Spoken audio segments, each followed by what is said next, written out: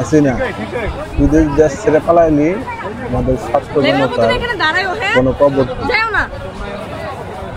এই ছাত্র জনতার কবরটা না করলে অনেক লাশ পাওয়া গেছে এখানে, আরো কবর খুঁজতেছে, লাশ এখনো পদত্যাগ করতে কি যে একটা অবস্থা, হায় আল্লাহ তুমি মাফ করো। সুস্থভাবে পদত্যাগ করলে তাহলে আমাদের এই গণকবর আর দেখতে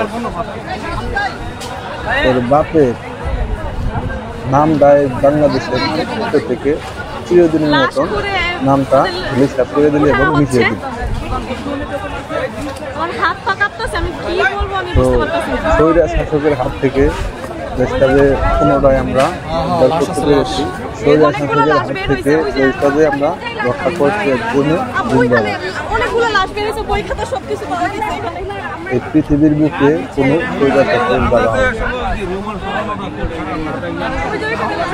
আমরা এর জন্য আল্লাহর কাছে মোনাজাত করেছি।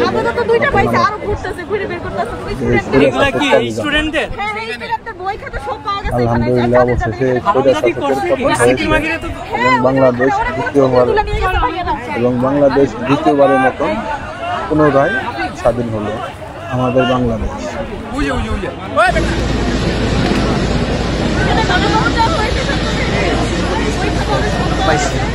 কিসের বন্ধু